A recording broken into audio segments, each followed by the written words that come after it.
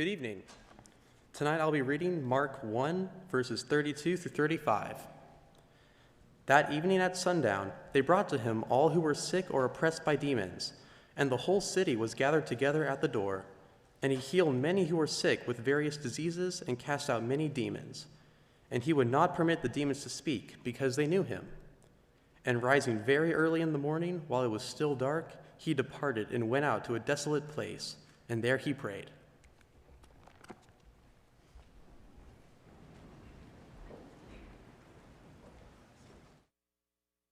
Evening.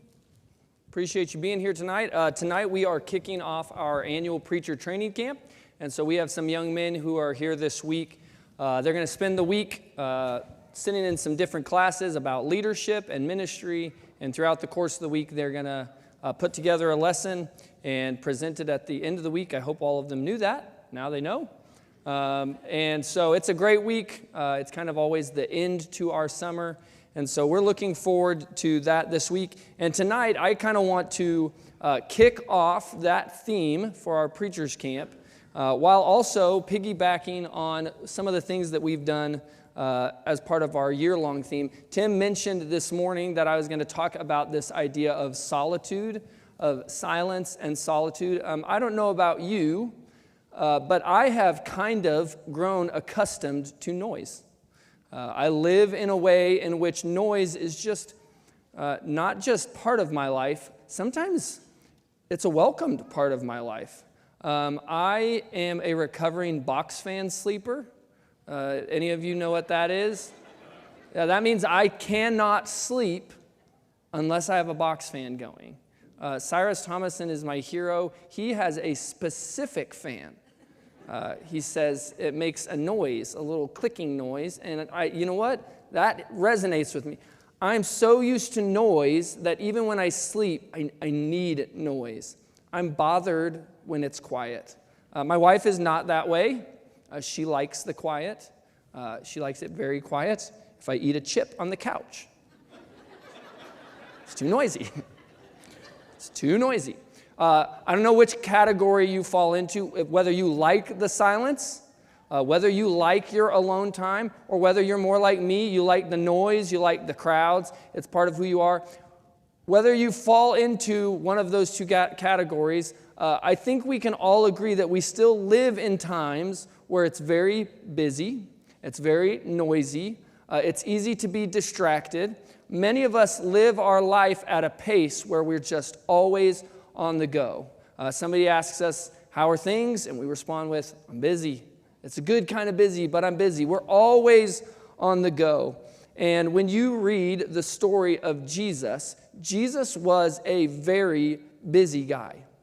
Always with people, interacting with people. That's what his ministry was all about. But Jesus still needed times where he could get away into silence and solitude and connect with God. When you think about Jesus' purpose here on earth, the times where he talks about what his purpose was, to seek and save the lost, that's people-centric.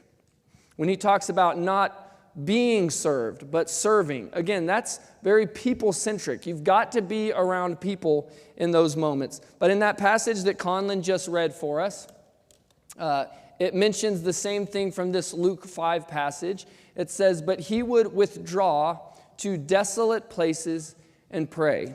And so even though Jesus had a ministry and a life and a mission that was very people-centric, and he had to be around people, Jesus understood how important it was to sometimes step away from the crowds, to step away from the noise, and to go into what the text calls desolate places.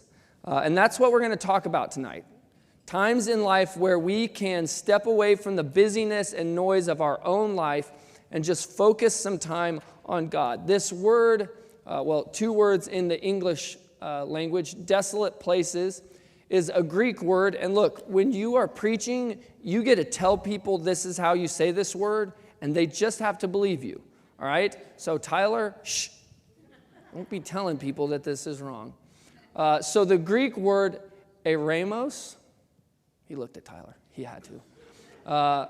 Eremos, it is this idea of a desolate place, and you see it frequently as you read through the story of Jesus. Your version may translate it different ways. Sometimes it's translated as desolate place. Sometimes it's translated as lonely places or quiet places. Sometimes it's translated as the wilderness or the desert. I don't want you to focus so much on the location as much as we're focusing on the purpose for those times. Jesus isn't so much focused on what that desolate place is as much as he is what he's using that time for. And so this is what I want us to spend some time talking about tonight, the Eremos, the desolate place that we step into when we need to escape the busyness of this world, the noise of this world, and spend some time just with God. And so what I want to start with is just defining what I mean by this. What do we mean by the desolate places? Is Jeremy telling me that I need to go off into a retreat and be away from everyone, go up into the hills? Not necessarily.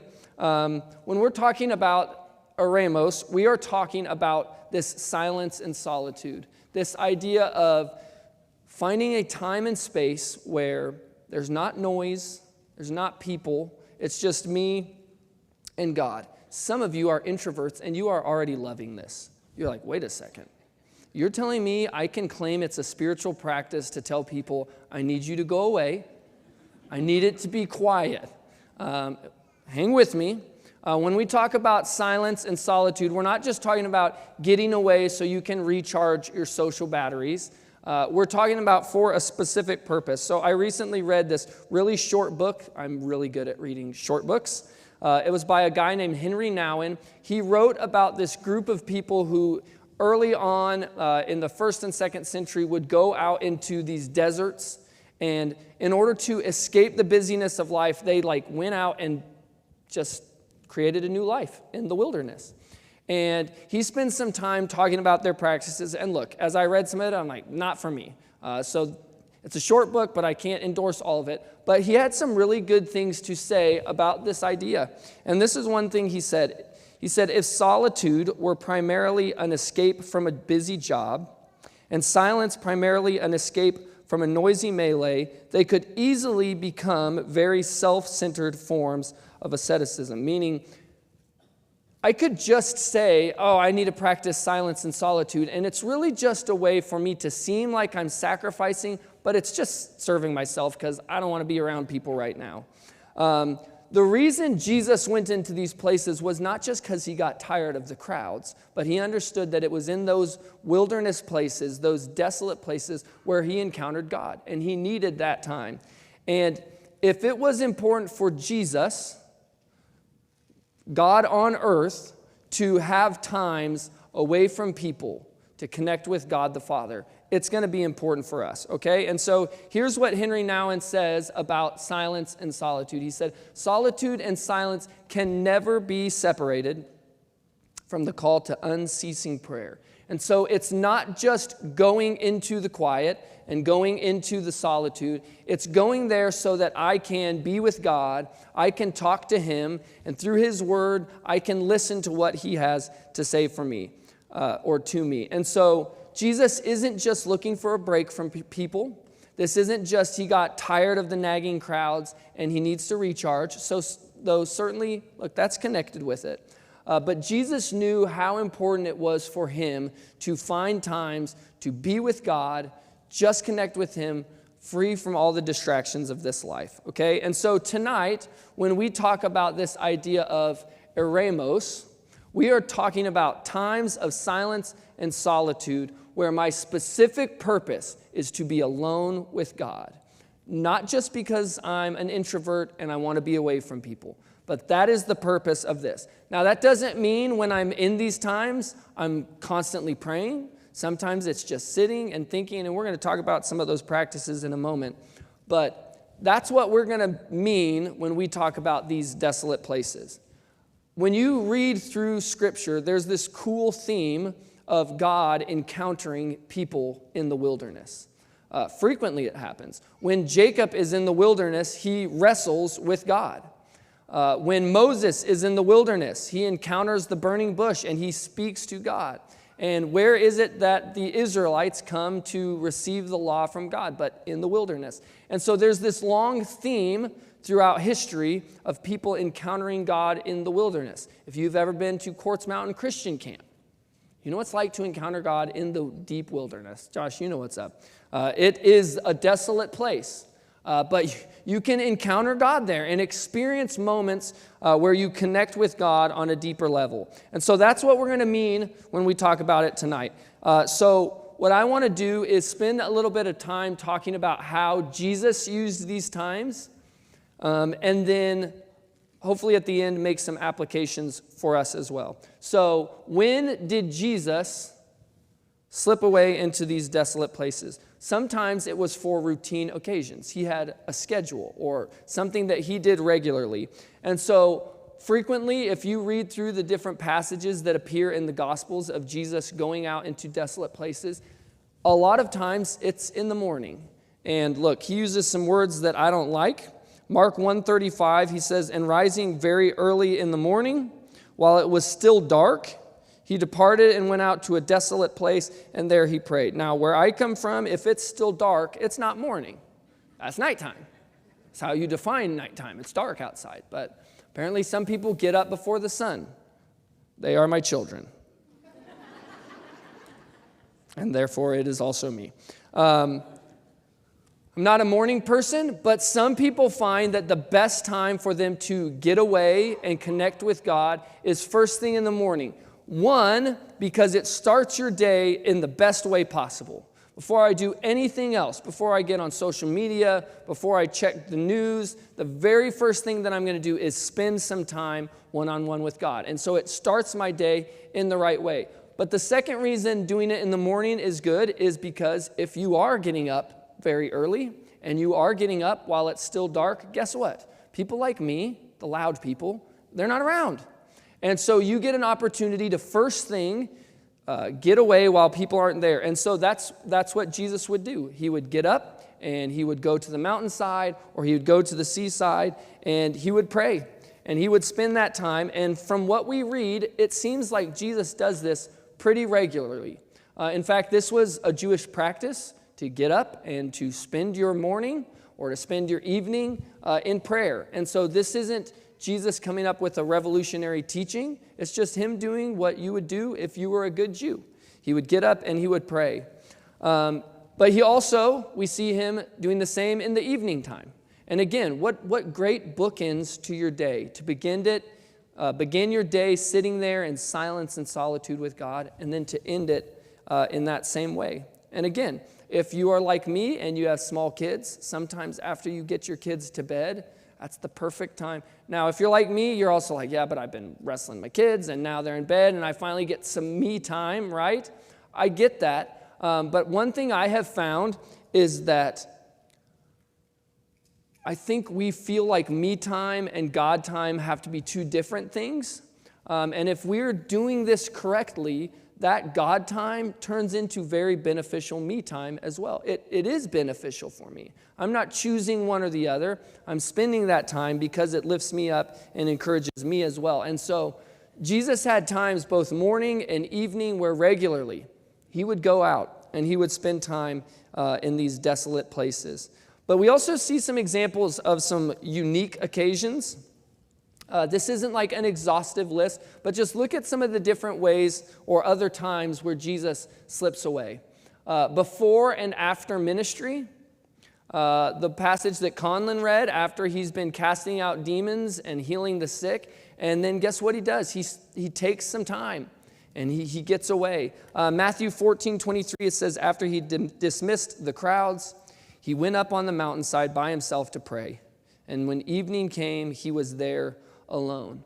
I think there's a lot of benefit to before or after I'm going to pour out a lot of myself for others to spend some time and connect with God. And so you may be involved with the ministry here at North Mac, and you will find that after it, your tank is empty. I can imagine that the Carruthers tank is pretty empty after trunk or treat, right? Yeah. Their kids are loaded up with candy, so that's a bad combination, right? If you heard me preach last Sunday, you heard me say, like, at the end of a mission trip, I'm pretty exhausted. Part of that is like the physical exhaustion, but part of it is also the emotional exhaustion of pouring yourself out to others and spending time with others. And so there are times before and after Jesus did ministry where he would have to slip away and take some time. This isn't selfish. This isn't a selfish practice. I think we need to understand that this is a good, healthy spiritual practice, to take time when our tank feels a little bit empty and be refilled back up by God. Another time he does it is to prepare for temptation. I don't know how you prepare for a challenging thing. If I am preparing, fasting for 40 days and 40 nights, that's not how I'm going to do it. When you read Jesus' story, that's how he did it. He's going out into the wilderness to be tempted, and what does he do? He fasts for 40 days and 40 nights out in the wilderness, just him and God. We don't have time to talk about fasting tonight. I'll leave that to Tim next month. You're welcome. But that can be a good spiritual practice that builds us up. And so as Jesus is preparing to go through this time of great temptation, what does he do? He spends some time alone with God. Some of us know when we're going through times like that. Maybe we know there's something that's just around the corner and we're like, that's gonna test me. I know that's gonna test my anger, or that's gonna test my self-control. And so before we do that, to help prepare, take some time away and spend that time with God. We see Jesus slip away to these places during grief. When he hears in Matthew chapter 14 about John the Baptist being beheaded, first thing that he does is he goes away by himself and spends some time in a desolate place to wrestle with it. Jesus was a man, and he deals with the same emotions that we do. And some of you know from past experiences how difficult it is when you're going through grief to have to interact with people and always put on the right face. And sometimes it's healthy to just say, I need to take some time where I go away and I'm alone with God. Jesus did it. And then finally, again, not an exhaustive list. That's a pun. There we go. But when you're tired, right? There's a time in Mark chapter 6 where Jesus actually encourages his apostles when they are tired to, hey, we need to go away. They have just finished this big, he's sent them out and they've done preaching, and they come back and they tell him all about it. And he's like, that's great. We need to rest. Rest is and can be a spiritual practice. Some of you abuse that spiritual practice. But rest, I think it's Dale who says sometimes the best thing you can do spiritually is take a nap. Man, I love that. Tell my kids, that's a good spiritual practice. Daddy's trying to grow closer to God on Sunday afternoons on the couch, please. But when we're tired, it's good to take that time and be with God, okay? And so those are just some routine and unique occasions. I don't want us to get hung up on the exact reasons as much as we need to understand that it was important for Jesus to have regularly scheduled times that he got away. And Jesus also understood that there were other certain times where he had to read his own spiritual tank and say, I need some time. I need to get away and be with God. And again, if that's important for Jesus, that's going to be important for us. I don't know why we feel like busyness is this badge of honor that we wear as Christians. And the busier we are, that means the more spiritual we are. And if you see me and I'm always on the go, wow, so spiritual. Jesus was busy. He was always on the go. But when you read through the Gospels, frequently he's pulling aside to spend time with God. We're not going to get into all of these. Some we've talked about during our, as part of our theme this year. Some we're still going to talk about. But look at some of the different practices that Jesus practiced when he was away. You see prayer. You see meditation. You see fasting. You see rest. There wasn't just one specific way that he always used those times. He used all these different practices. And honestly, there's a lot of these practices that you don't see up there that you could use these times for. But Jesus would pray, and he would fast, and he would meditate, and he would rest. And preacher's camp, guys, if you're looking at those 4 things on that list, yeah, that's what we're going to talk about this week. But if you're in here and you're not coming to preacher's camp, that's been the purpose of our theme this year, is to look at these different practices and see how we can use them for God. So instead of just going back over things we've talked about, I just want to talk about some practical ways that we can do this. Because if you're like me, you say, I know these things are important, and then we just don't do it. So here's just some practical things I want us to keep in mind. Number 1, set aside a routine time and place to be with God alone. Okay? Yes, Jesus would go away when his tank got emptied, but we don't have to wait for those moments. Each and every day, we should have a time and place that we say, I'm going to step away. Look, it may not be out into the wilderness. It just may be into the other room. It may be into a closet. It may be onto a back patio. Somewhere that we can go and it's quiet and we can focus on God. All of us have times in our day that are sacred to us. Things that we don't want to give up. Growing up, my mom's was her evening bath time. It was like we knew when mom says, I'm going to take my bath, like, don't mess with mom. She's going to go have her time. When you have 5 kids, you earn whatever amount of time to do whatever, like, be free. Some of you have your own sacred moments that are part of your day. Don't mess with me until I've had my coffee, right? First thing you do when you get up, you go and you make your coffee, right? Some of you are not like me, and you are really good about a workout routine. And every day, the first thing you do when you get up, or the first thing you do when you get off of work, and it's scheduled, and it's routine, and it's sacred to you. You are very protective of that time. We ought to have spiritual times that we are protective of every day. Not times that we squeeze into our schedule after everything else is said and done, but times that we set those, and that's that time.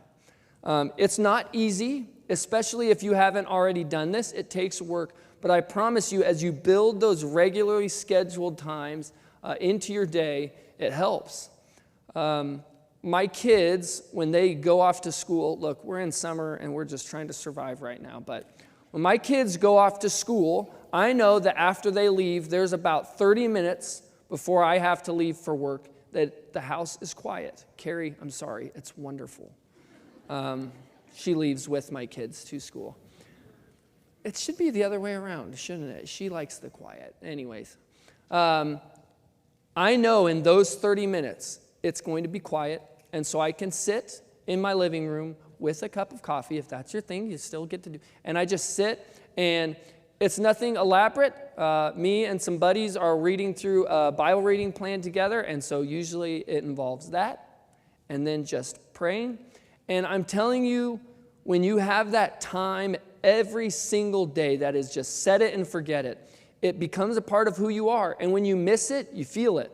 And so find times. Notice it's a time and a place. So don't just see how today goes, because if you're like me and you just see how today goes, you're going to try to squeeze that time in right before you go to sleep, and that never works out well, because then you fall asleep in the desolate places. It happens every night. And so set a time, but also there's an importance to the place. Look, it doesn't have to be something special. It can just be a certain chair that you go and you sit in every morning. Maybe for you, you love to just go sit out on your front porch where it's quiet and that's your space. I love that Dale will frequently, I'll hear him from the other room say, I'm going to walk up to the Sea of Galilee. And that's his way of saying he's going up to Lake Hefner and he's just going to spend some time alone with God. We should have places that we know when we go there at that time, that's what I'm doing. All right? And so maybe you don't have a regularly scheduled part of your day that you're doing this. I'd encourage you to set aside some time and do that. But on top of that, we also have to be good about recognizing when I have extra need for time with God. Maybe it's one of those times we talked about that Jesus had. I'm tired, or I've just poured a lot of myself out into this ministry or into this work of the church, and now I just don't have a lot left.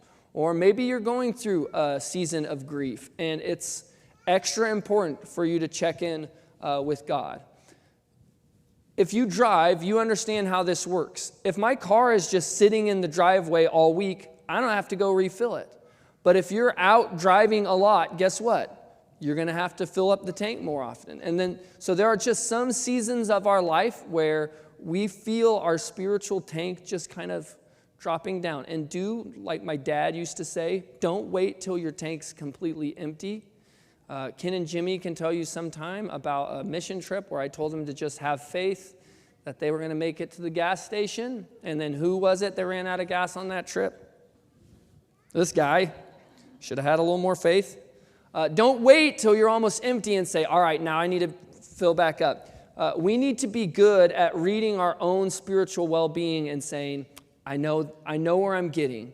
I'm getting to a point where I'm starting to get emptied. And so take some time then and say, I need to get away. I can say this because I have kids. Sometimes I feel guilty saying, hey, I need some time, because I'm sure my wife is like, yeah, I need some time too.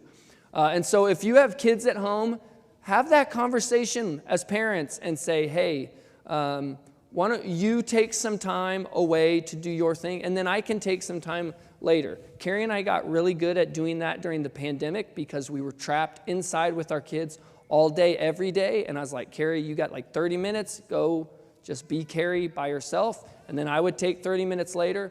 Don't feel guilty about needing to do that, especially when you feel like your tank is getting emptied.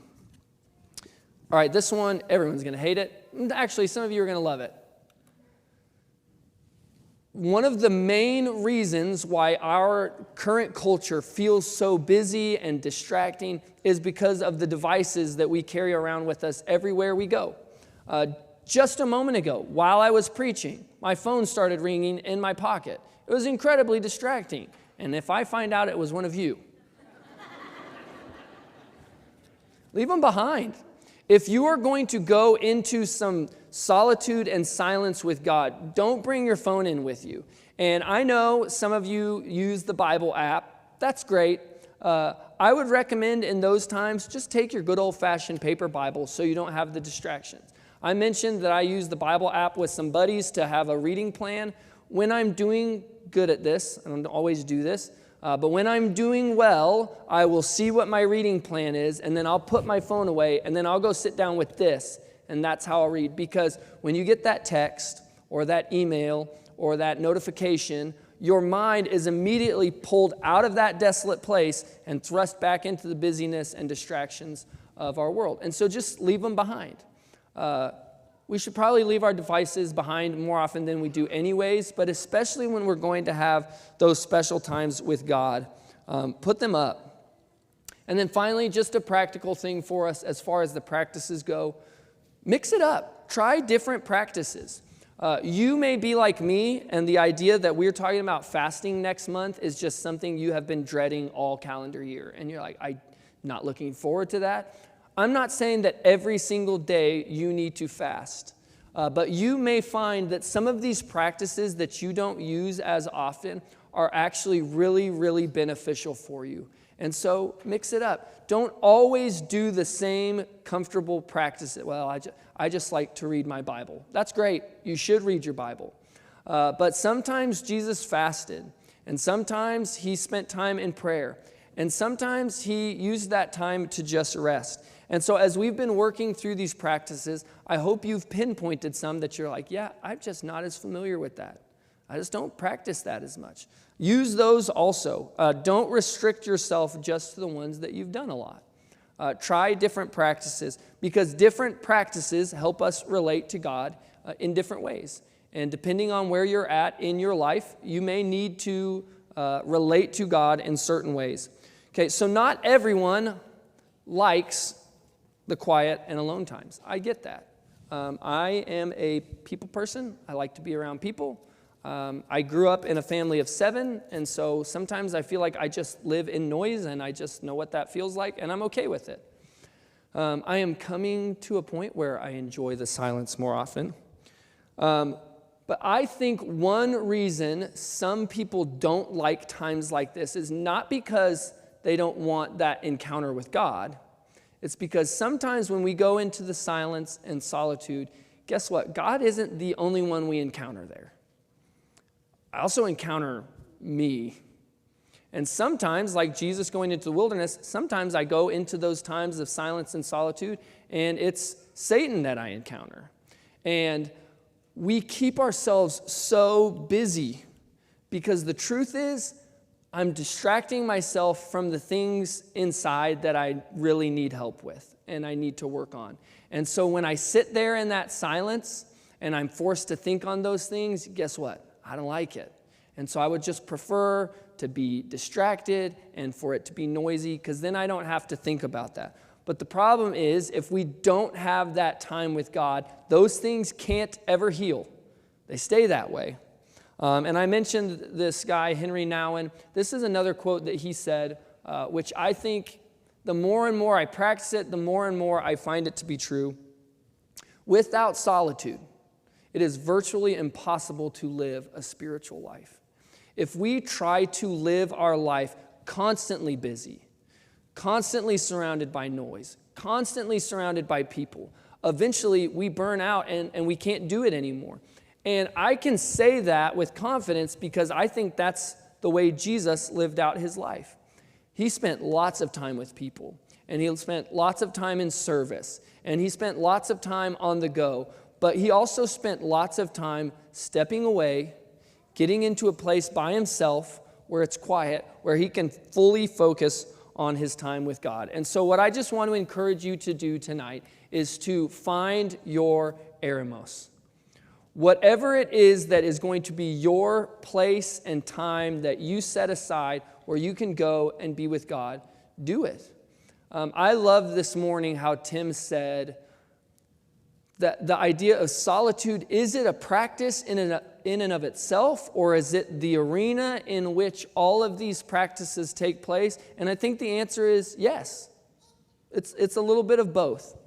But I am finding more and more as I try to put these practices into use in my own life, when I try to practice them in the busyness of everyday life, I don't connect with God in the way that I'm supposed to. But when I can step aside and be alone with God, I find it helps me so much more to truly experience the power that those practices can have on our life, because then it's just me and the Father. And so I would encourage you to set some routine, regularly scheduled times in your life that you do this, where you step aside and you focus completely on God. And then also have some times built in every once in a while to just make sure your tank is filled back up. Now, here's the challenge is I can't find those times to truly connect with God and build my relationship with Him until I've bought into the idea of being with God and fully investing myself and my life into Him. And so tonight, for some of you, your first step is not to find some places and some times to be alone with God, but your decision is to say, I'm ready to follow God and to make Him my life and pursue Him with all that I have. And for some of you, the goal tonight is just to say, hey, I want to better connect with God. I want to better find some times where I can relate with Him and grow. Every time we meet, we try to offer an invitation. And I don't know what needs you have tonight, whether they have anything to do with this or just with the challenges that are going on in your life. But we want to make sure you get an opportunity. If the response is right there where you're at, that's great. But if you have a need to come down and talk with us and get our prayers or make the decision to put Christ on in baptism, we welcome that as well. Whatever your need, we invite you to do it as Ryan leads us in this song. Let's